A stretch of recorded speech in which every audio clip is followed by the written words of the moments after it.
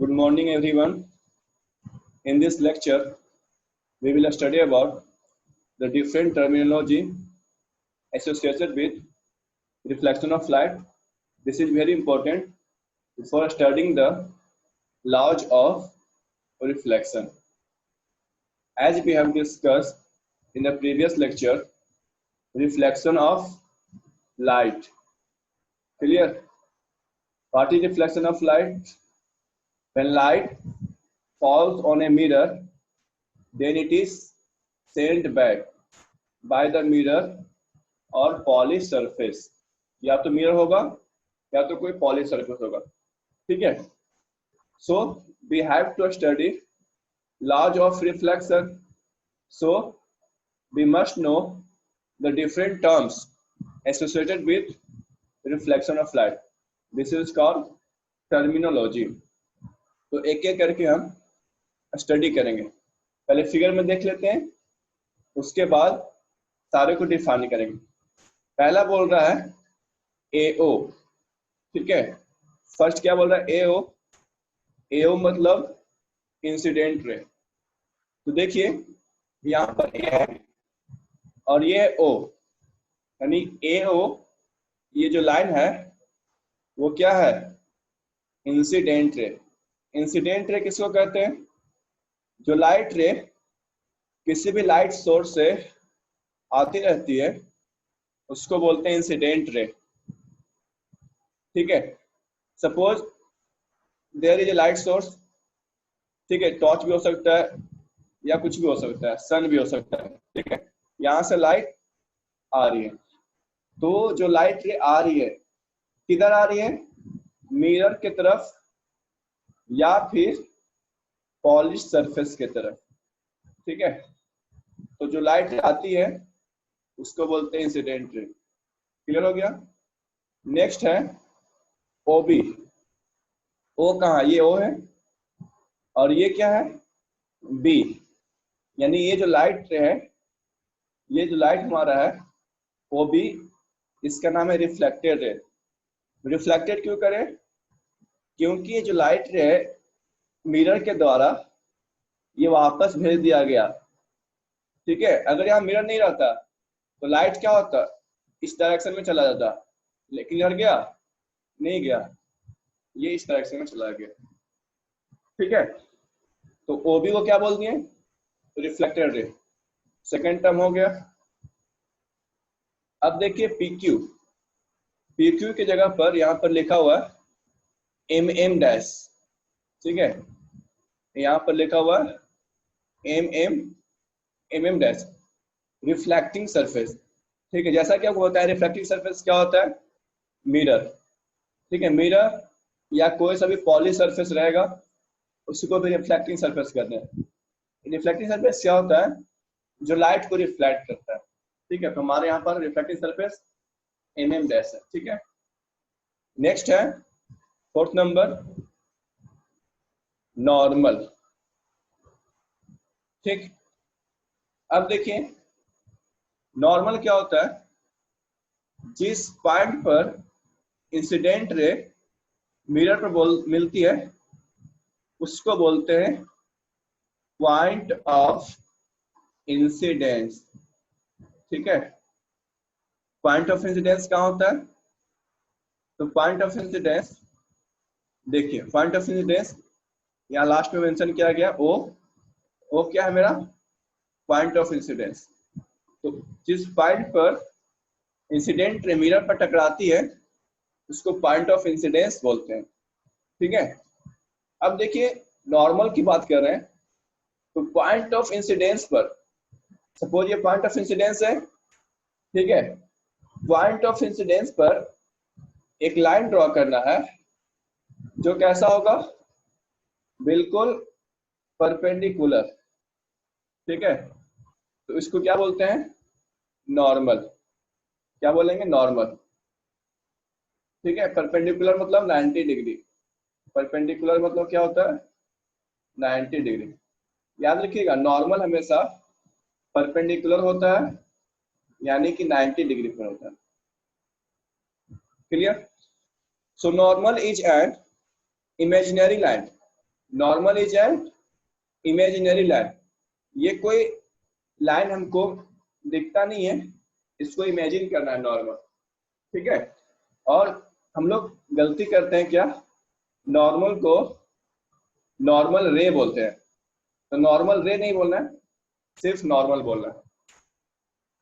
अब बहुत ही important point अभी बताने वाले हैं, एंगल आई, जिसको बोलते हैं एंगल ऑफ इंसिडेंस, ठीक है। तो कैसे डिफाइन करेंगे, the angle between incident ray and normal, the angle between incident ray and normal is called angle of incidence, clear. उसी तरह से एंगल ऑफ रिफ्लेक्शन को इसको कैसे डिफाइन करेंगे, the angle between reflected ray and normal, इस वाले angle को एंगल ऑफ रिफ्लेक्शन बोलेंगे, ठीक है। Now we define the different terminology, ठीक है। तो देखिए टर्मिनोलॉजी हमारा फर्स्ट है इंसिडेंट रे, तो सारे को डिफाइन करते हैं, और जो जिनको भी समझ में नहीं आया फिर से एक बार समझने की कोशिश करेगा, ठीक है। सबसे पहले है इंसिडेंट रे, ठीक है। जो लाइट रे आती है उसको क्या बोलते हैं, इंसिडेंट रे। इंसिडेंट रे क्या है, ए और ओ, ठीक है। A ray of light which falls on the reflecting surface is called incident ray। सारा डिफिनेशन लिखना भी है और याद भी करना है। सेकंड है point of incidence, the point eight which the incident ray strikes the mirror is called point of incidence। यानी ये पॉइंट हमारा जो ओ पॉइंट है, क्या बोलेंगे उसको, पॉइंट ऑफ इंसिडेंस। नेक्स्ट है रिफ्लेक्टिंग सरफेस। अब जिस सरफेस पर लाइट जो रिफ्लेक्ट होगा उसको क्या बोलेंगे, reflecting surface. It is a polish और smooth surface like mirror which reflect the light।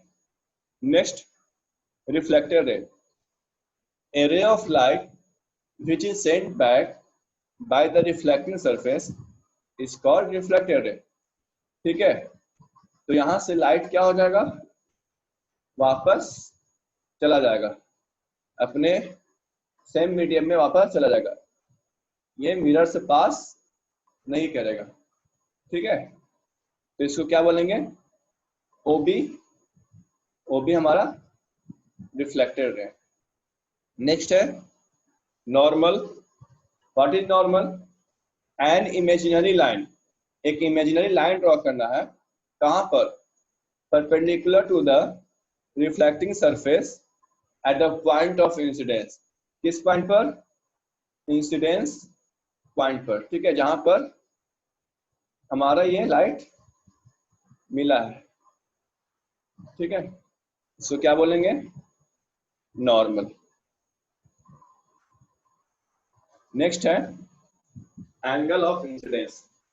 What is angle of incidence, the angle between incident ray and normal, incident ray and normal is called angle of incidence. What is angle of reflection, the angle between reflected ray and normal, the angle between reflected ray and normal, ठीक है। ये हमारा reflected ray normal है, इसको क्या बोलेंगे, angle of reflection, ठीक है। सारा पॉइंट क्लियर हो गया। Now we are able to study the laws of reflection, ठीक है। Yes students, reflection always occurs by following the two laws of reflection। पहला लॉ क्या है? फर्स्ट लॉ क्या कहता है? What is law of reflection? Look, when A ray of light falls on a mirror, it gets reflected. The reflection of light takes place according to two laws, which are known as laws of reflection. अब first law क्या कहता है? देखिए, ये कहता है the incident ray, comma, reflected ray and the normal. ठीक है, यहाँ पर रे नहीं है, देखिए इसको ध्यान रखिएगा. And the normal all lie on same plane at the point of incidence. देखिए, अगर ये ला नहीं होता तो क्या होता? देखिए, सपोज ये रिफ्लेक्टिंग सरफेस है, ये इंसिडेंट रे है, ये मेरा पॉइंट ऑफ इंसिडेंस वो है.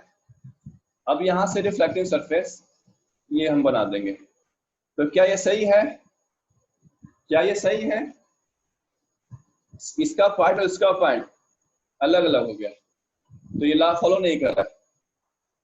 लॉ फॉलो करने के लिए incident ray, point of incidence and reflected ray तीनों, और साथ साथ में नॉर्मल भी. ठीक है, ऐसे नहीं यहाँ नॉर्मल ड्रॉ कर दिए, incident ray, normal, reflected ray, तीनों का पॉइंट देखो अलग अलग हो गया. तो क्या हो गया? ये लॉ फॉलो नहीं कर रहा है. ये हमारा फर्स्ट लॉ को फॉलो कर रहा है, ये नहीं कर रहा. ठीक है, अब देखिए एक लाइन लिखा हुआ है on same plane. Same plane क्या होता है? जैसे ये बुक है, ठीक है, ये बुक है. अब क्या कर दिए, एक पेन को खड़ा कर दिए और एक पेन को लेटा दिए यहाँ पर. तो क्या बताइए, दोनों सेम प्लेन पे कि अलग अलग प्लेन पर है? ठीक है, सेम प्लेन कब कहेंगे? जब सारा पेन एक ही प्लेन यानी कि एक ही एक्स और वाई एक्सिस में लाइज करे. ठीक है, देखिए अगर ये सारा पेन लेटा हुआ है तो ये सेम प्लेन हो गया. प्लेन का मतलब होता है कोई सरफेस. जैसे हमारा रूम है, तो रूम में हमारे पास एक फ्लोर होता है, तो फ्लोर हो गया, वो सेम प्लेन हो गया. ठीक है, अब 4 वॉल होते हैं, तो अलग अलग वॉल अलग अलग प्लेन हो जाएगा. ठीक है, इस तरह से हमारे रूम में 6 प्लेन बन जाते हैं. ठीक है, तो हमारे रूम को अगर कंसीडर करेंगे तो हमारे रूम में कितने प्लेन है? 6 प्लेन है. यहाँ पर इंसिडेंट है, नॉर्मल और रिफ्लेक्टेड है, तीनों क्या होगा? एक ही प्लेन में होगा. Clear? Now the second law of reflection, ये क्या कहता है? The angle of incidence is always equal to the angle of reflection. ठीक है, इसको याद भी करना क्या है, काफी आसान है. तो सेकंड लॉ क्लियर हो गया. What is second law? The angle of incidence is always equal to the angle of reflection. Now there is very important point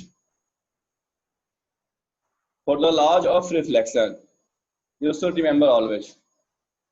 ठीक है, हम लोग सोचते हैं कि लॉज ऑफ रिफ्लेक्शन होगा, उसके लिए हमको प्लेन सरफेस चाहिए और स्मूथ सरफेस चाहिए. ठीक है, बट ऐसा नहीं है. लॉ ऑफ रिफ्लेक्शन ये प्लेन सरफेस पर भी सही होगा, कर्व सरफेस पर भी सही होगा, और इरेगुलर सरफेस पर भी सही होगा. ठीक है, ये सारे सरफेस पर वैलिड होगा. ठीक है.